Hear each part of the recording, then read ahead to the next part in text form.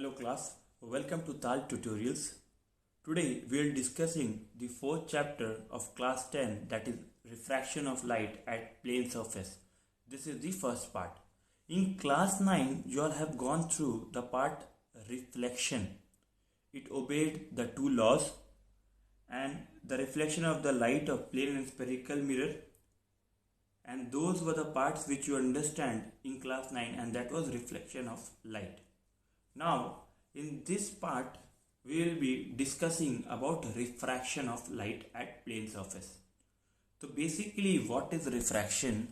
When you see the when you see the definition, the change in the direction of the path of light when it passes from one transparent medium to another transparent medium, it is called as refraction of light. So basically, with the definition, you understood one thing: in reflection you were required only one medium, but for refraction you will require at least one medium. You can go for 3 medium, 4 medium, but at least 2 medium is required in refraction.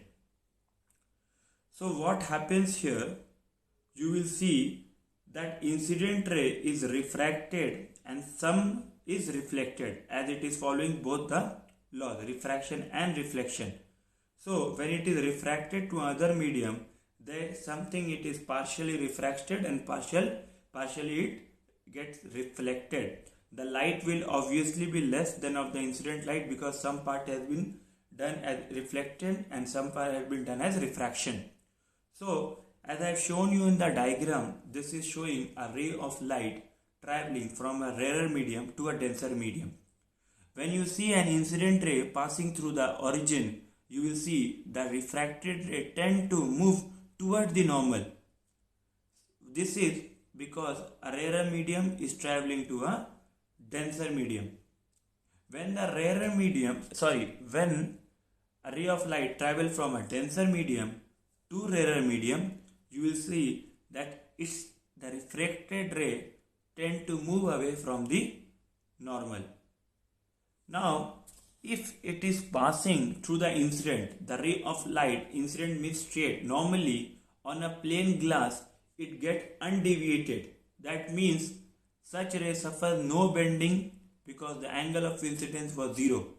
Hence, the angle of incidence is 0, then angle of refraction will always be 0, and angle of deviation of the ray will also become 0. Now we will go to the other part, that is cause of refraction and laws of refraction. See, I am also going through your books, that everything is covered here. See, cause of refraction of light: change in the direction of path of light in other medium or refraction of light occurs. Refraction of light occurs because light travels with different speed in different media. In air it was in different speed, in glass it was different, in water it is different. So when a ray of light passes from one medium to another medium, its direction changes because speed of light is different. Now, as you know, there was 2 laws of reflection in class 9. Here there are 2 laws of refraction in class 10. First, it is the same thing: the incident ray, the refracted ray, and the normal at the point of incidence all lies in the same plane. But second law is little different here. The ratio of sine of angle of incidence, that is I am taking, to the sine of angle of refraction, that is R, is constant. Means sin I by sin R is constant, and I have denoted as 1 mu 2, where constant 1 mu 2 is known as refractive index of the second medium with respect to the first medium. I think you are very much clear till here. Now we will come to the next topic, that is refractive index. What is refractive index? The refractive index of the second medium with respect to the first medium is defined as the ratio of sine of angle of incidence in the first medium to the sine of angle of refraction in the second medium. There are two factors on which the refractive index of the medium depends. First is nature, second is physical conditions. Nature of the medium I have given as example mu g means the mu g that is 1.5 and mu w that is 1.33. Less the speed of light in air, more is the refractive index of the medium. And physical conditions such as temperature.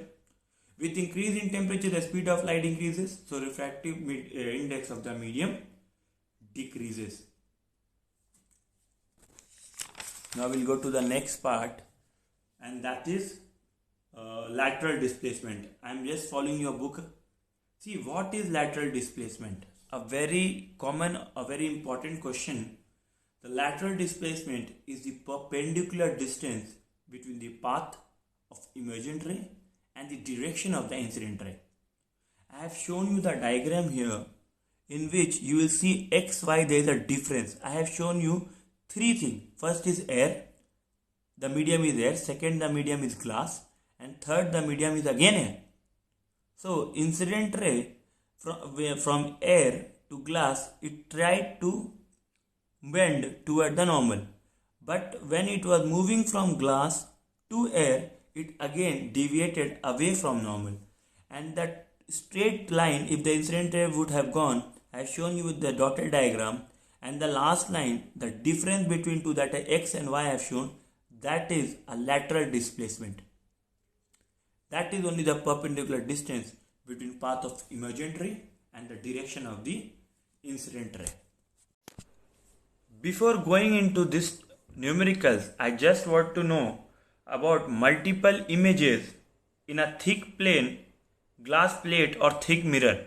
When there are multiple error, you will see that out of this image, the second image is the brightest, while other image start decreasing the brightness. Now let us jump into the numerical. The speed of light in air is 3 into 10 to the power 8 meter per second.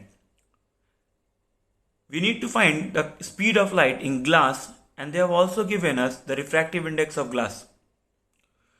So this is my basic phenomena. Whenever we are doing any numerical, the first and foremost thing is we should note down the information given. Here we can find two information, that is speed of light, which is denoted by C, that is 3 into 10 to the power 8 meter per second. Second is refractive index of glass, that is mu, that is 1.5. And we need to find the speed of light in glass, that is V, we need to find. So there is basically a formula, that is speed of light in air divided by speed of light in any part. Like here is an example for glass. That is equal to refractive index. So here the speed of light is 3 into 10 to the power 8. Refractive index of glass is 1.5. When we substitute the value C by V is equal to mu, that we need to find V, so that becomes C by mu. That is 3 into 10 to the power 8 meter per second divided by 1.5. And the value V is here 2 into 10 to the power 8 meter per second. So class, be aware, it is just a substituting the value we will get. In this chapter, you get the simple questions only. In the second question, the speed of light in diamond is given as 125,000 km per second. And they are needing what is refractive index. So again, speed of light, we know it is 3 into 10 to the power 8 meter per second. If it is not given also, we should always use this only. So speed of light in diamond is 125,000 km per second. Speed of light in air, that is C, is equal to 3 into 10 to the power 8 meter per second. And we know refractive index is equal to C by V. So here C is 3 into 10 to the power 8 meter per second. And V is 125 into 10 to the power 6 meter per second. When we substitute the value, we get mu as 2.4. This is the end of this PPT. In the next PPT, we will be discussing about